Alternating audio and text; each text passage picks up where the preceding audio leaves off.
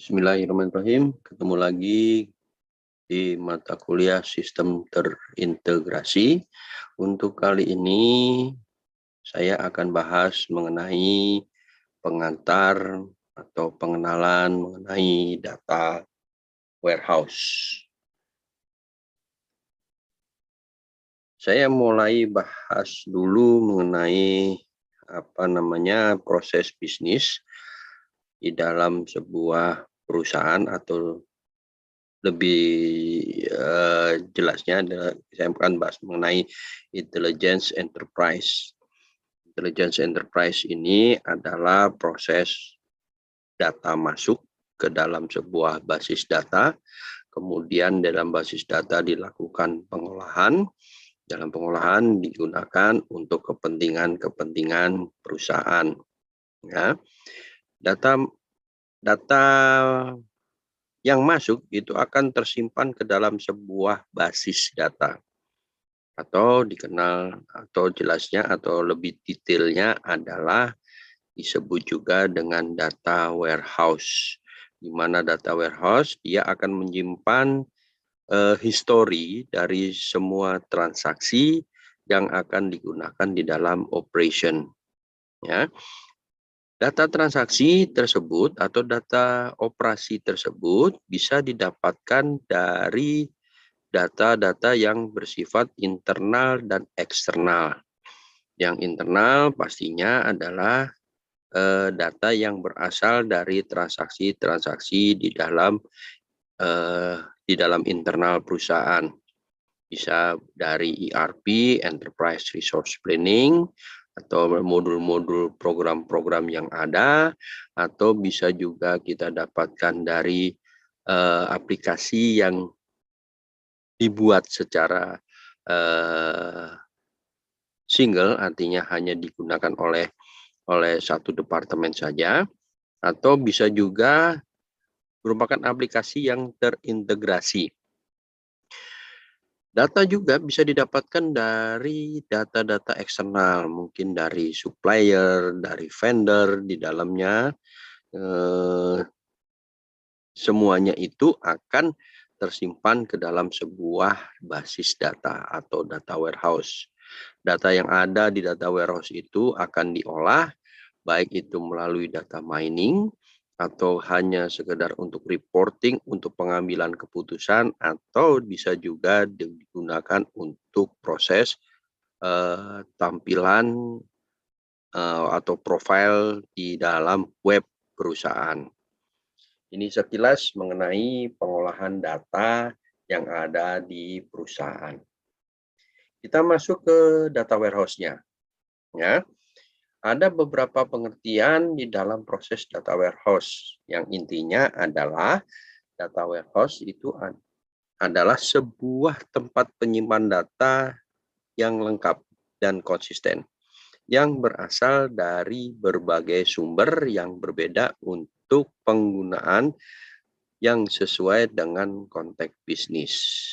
Tadi sudah saya sebutkan bahwa data-data itu bisa berasal dari internal dan eksternal. Kemudian penggunaannya untuk keperluan bisnis, ya, seperti penggunaan data mining. Berarti data itu mungkin dilakukan analisis terhadap data di data mining, baik itu menggunakan asosiasi, kemudian clustering, dan lain sebagainya. Ini data pengertian umum secara data warehouse. Berarti apa? Data warehouse itu adalah merupakan proses transformasi data menjadi sebuah informasi. Ya, proses transformasi data yang ke dalam sebuah informasi sehingga memiliki tujuan, yaitu strategi bisnis. Ya. Jadi data-data yang ada tentunya digunakan untuk strategi-strategi bisnis di dalamnya. Atau lebih jelasnya adalah data warehouse adalah sebuah pusat repositori informasi. Jadi pusat informasi yang mampu memberikan database berorientasi subjek. ya, yang akan digunakan untuk decision support system atau executive information system. Jadi informasi-informasi itu akan digunakan untuk menunjang keputusan ataupun proses laporan di top management atau executive information system. Dengan demikian, data warehouse memiliki tujuan yaitu meningkatkan kualitas akurasi informasi bisnis serta mengirimkan informasi ke berbagai pemakai yang dapat diakses dengan mudah. Ya, bagaimana kita mengaksesnya nanti kita bahas. Ya, di dalam data warehouse tadi sudah saya sebutkan bahwa data warehouse itu memerlukan data masukan yang bisa dipakai berasal dari berbagai macam baik internal ataupun eksternal. Ya, jadi data warehouse itu dia akan menyimpan data-data operasi di dalam perusahaan, baik itu yang dilakukan oleh personel internal ataupun personel eksternal yang nantinya akan menghasilkan data untuk pengolahan lebih lanjut. Kalau kita lihat karakteristik dari data warehouse ada 4. Yang pertama adalah subject oriented, integrated, time variant, dan non-volatile. Kita bahas satu-satu. Subject oriented. Subject oriented sini adalah sebuah data warehouse yang diorganisir dalam lingkup subjek-subjek yang saling terpisah. Ya. Jadi di masing-masing subjek di perusahaan itu harus menyimpan datanya ke dalam sebuah basis data. Sebagai contoh, subjek penjualan ya hanya dia akan menginput data-data penjualan. Kemudian subjek produk juga sama, subjek pelanggan juga sama. Jadi masing-masing akan menyimpan datanya sendiri-sendiri meskipun dia tersimpan di dalam sebuah data warehouse. Ya. Yang kedua, di dalam subject oriented, karena kita bicara subjek, maka dia berfokus pada permodelan dan analisis data. Ya, semuanya meskipun dia subjek harus bisa menunjang proses keputusan, proses pengambilan keputusan. Seperti tadi sudah di depan sudah disebutkan bahwa data warehouse itu harus bisa menunjang data support system dan executive information system. Di samping itu, data warehouse, ya, karakter subject oriented, dia harus bisa memilah mana yang data yang tidak digunakan di dalam proses keputusan. Ya, data-data yang tidak berhubungan dengan keputusan, dia harus bisa dipilah-pilah. Ya, ini adalah subject oriented. Bagaimana dengan integrated? Integrated pada intinya adalah kita akan melakukan integrasi dari berbagai sumber data. Ya. Yang tujuannya adalah kita akan mendapatkan konsistensi data. Sebagai contoh begini. Di integrated di subjek tadi yang di depan terdapat subjek logistik. Dia hanya akan menyimpan data-data persediaan barang yang ada di gudang. Kemudian subjek sales atau penjualan, dia hanya akan menyimpan data-data penjualan.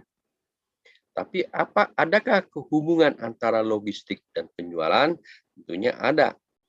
Apa itu? Yaitu pada saat sales atau bagian penjualan akan membuat order penjualan, tentunya sales harus mengetahui barang yang tersedia di dalam gudang.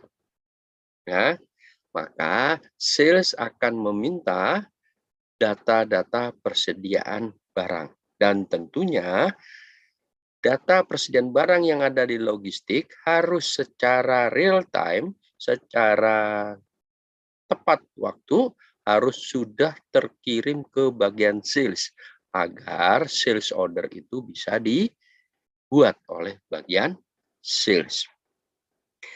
Di samping itu, bahwa persediaan barang yang ada di gudang, banyaknya, satuannya, atau kualitinya juga akan terinformasikan ke bagian sales. Sehingga seluruh datanya itu akan sama antara gudang dengan bagian sales. Ini yang dimaksud dengan integrated. Ya, saya kasih contoh seperti ini.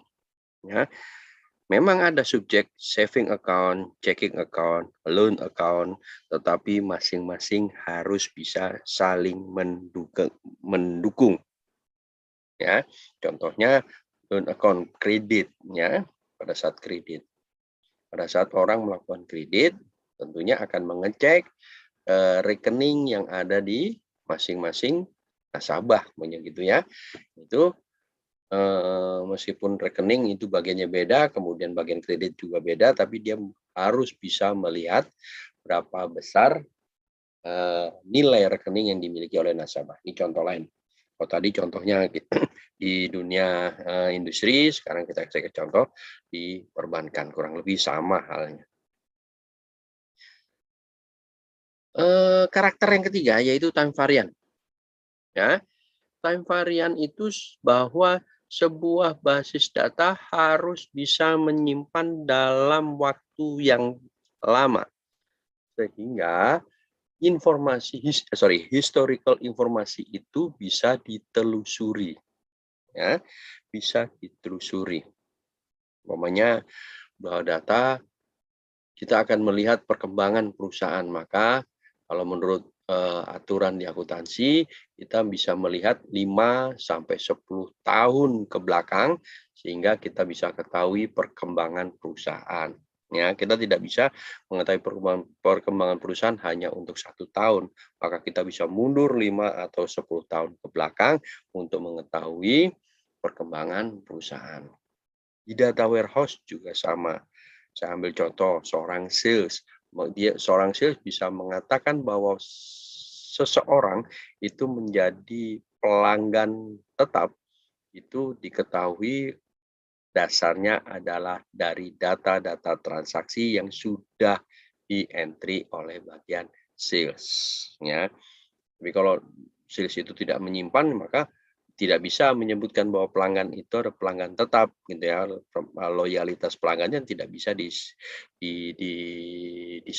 disampaikan, kan gitu ya. Itu disebut juga dengan time varian. Jadi kita bisa melihat historical time varian, ada historical di dalam proses penyimpanan data yang digunakan untuk menciptakan sebuah informasi. Ya, time varian itu kita bisa menyimpan dari data operation, ya. Data operation ke belakang, saya ambil contoh sini 60 sampai 90 hari untuk bisa melihat data, memprediksikan data dari 5 sampai 10 tahun ke depan. Contohnya, jadi kita bisa memprediksikan 5 sampai 10 tahun ke depan asalkan kita mempunyai data ke belakangnya. Itu adalah time varian.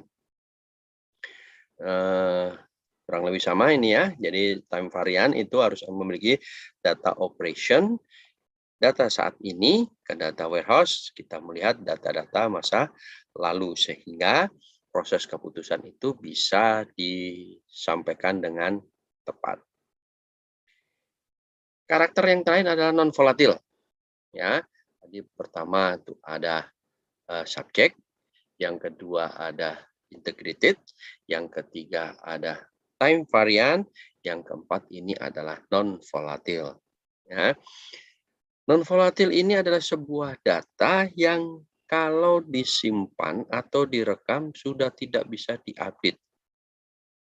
Ya. Kenapa seperti itu? Karena ada hubungannya dengan subjek, ada hubungannya dengan integrated, ada hubungannya dengan juga time varian. Ya, jadi kalau data itu sudah disimpan ke data warehouse karena dia dalam gudang, sudah tidak bisa diupdate. Bayangkan kalau sebuah data yang sudah disimpan kemudian diupdate, ya, apa yang terjadi dengan itu? Mungkin di sales yang tadinya omset 100 juta, kemudian tahun lalu dirubah omsetnya menjadi 200 juta omsetnya. Maka banyak sekali data-data yang harus di update pula, dan itu tidak mungkin bisa diupdate. Kenapa? Karena dari sales aja sudah terintegrasi, bukan hanya ke gudang seperti tadi contoh, tapi juga data omset itu juga akan terintegrasi ke bagian finance. Ya, jadi kalau data warehouse itu sudah sekali direkam, maka dia tidak boleh atau tidak bisa di-update. Ya, dengan demikian di dalam data warehouse membutuhkan dua operasi pengasihan data. Yang pertama adalah initial loading of data. Jadi kapan data itu bisa disimpan atau kapan data itu disimpan. Termasuk adalah siapa yang memiliki akses terhadap data yang sudah disimpan tersebut. Dengan demikian non volatil ada dua yang mesti kita perhatikan, yaitu data menjadi tidak bisa diupdate. Yang kedua, data yang tersimpan harus ada inisial dari sebuah data dan siapa personel yang bisa mengakses data. Ini karakter dari non volatil, ya. Untuk tadi inisial data, oke. Sekarang pada saat entry seorang sales, ya, itu adalah inisial loading data ini seorang sales. Akses data apa? Karena 5 tahun lagi logistik udah nggak bisa ngelihat, ya, karena logistik itu akan berubah. Tapi yang akses data 5 tahun ke belakang adalah mungkin bagian finance. Ya, ini adalah di dalam volatil karakter dari database yaitu non volatil. Saya ambil contoh seperti ini. Operationnya ada beberapa departemen yang menginput kemudian dimasukkan ke dalam database, ya. Begitu masuk ke database ya sudah tidak bisa, atau ke data warehouse, masuk ke data warehouse sudah tidak bisa. Karena kenapa? Operation dengan data warehouse itu mungkin terpisah, ya. Yang digunakan sebagai keputusan siapa? Dan yang digunakan untuk proses pengambilan keputusan adalah data warehouse, bukan data operation. Data operation masih bisa diupdate, tapi begitu data masuk ke data warehouse sudah tidak bisa diupdate. Kenapa? Kalau diupdate pastinya akan mempengaruhi decision support system atau akan mempengaruhi executive information system. Ya, ini secara umum. Data warehouse tadi sudah sedikit saya sampaikan bahwa sumber data internal dan data eksternal akan masuk ke data warehouse, kemudian disimpan, digunakan untuk proses-proses pengambilan keputusan. Ada yang digunakan akses untuk AIS, Executive Information System, atau reporting, pelaporan, atau pengembangan aplikasi. Tentunya pengembangan aplikasi nggak mungkin melihat transaksi. Yang dilihat adalah pengembangan data warehouse yang akan digunakan, baik itu secara OLAP ataupun data mining.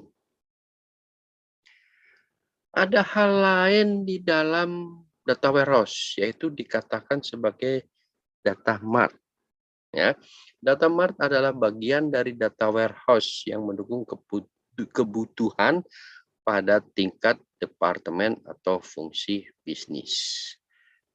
Jadi data mart itu adalah sebuah penyimpanan yang dilakukan oleh masing-masing pengguna atau pemakai di dalam fungsi bisnis. Tadi saya sudah sebutkan di depan di karakter data warehouse, yaitu subjek. Ya, ada subjek penjualan, subjek logistik, subjek keuangan. Itu penyimpanan datanya disebut juga dengan data mart. Ya, jadi data mart itu mengandung transaksi saat ini. Ya, dia tidak memiliki integrated atau penyimpanan masih bisa diedit, ya, untuk data mart karena dia dilakukan secara masing-masing proses bisnis. Lebih jelasnya kita lihat perbedaan antara data warehouse dengan data mart. Data warehouse itu adalah gabungan dari berbagai data mart yang levelnya berada pada perusahaan atau organisasi. Jadi dia data warehouse sudah sifatnya corporate. Ya, sedangkan data mart dia merupakan bagian dari data warehouse yang berada pada level departemen. Ya, jadi satu tingkat di bawah data mart, satu tingkat di bawah data warehouse. Dia hanya menyimpan satu buah operation transaksi. Contohnya hanya penjualan saja. Ya, padahal penjualan itu pasti akan menyebar. Penjualan akan terkoneksi ke logistik untuk mengetahui banyaknya barang yang tersimpan. Kemudian penjualan juga akan terkoneksi ke finance untuk memberikan laporan terhadap omset penjualan. Sales juga akan terkoneksi ke kurir, delivery, bagian delivery. Karena kenapa? Dia akan mengantarkan barang ke customer.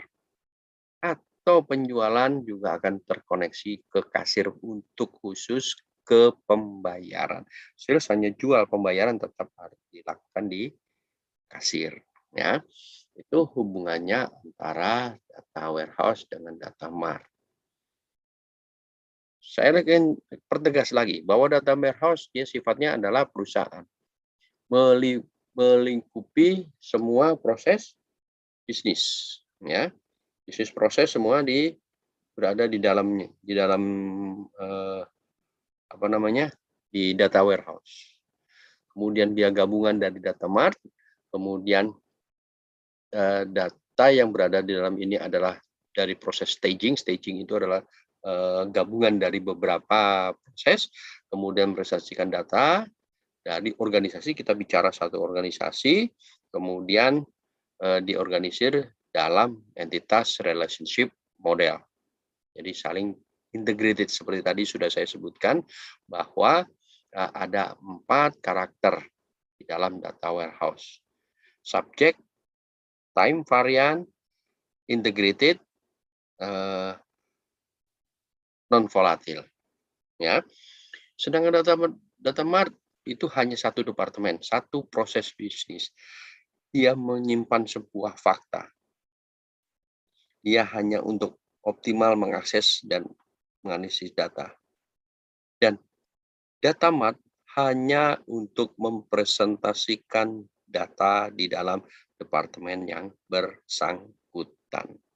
Ini adalah data warehouse. Nanti kalau dikembangkan lebih jauh, ada ya proses-proses nanti di mata kuliah lain.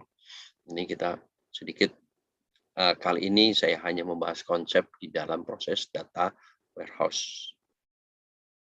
Ya, oke, demikian penjelasan saya mengenai pengenalan dari data warehouse. Tentunya nanti akan ada penjelasan-penjelasan lebih lanjut, baik itu di mata kuliah ini ataupun mata kuliah yang lain.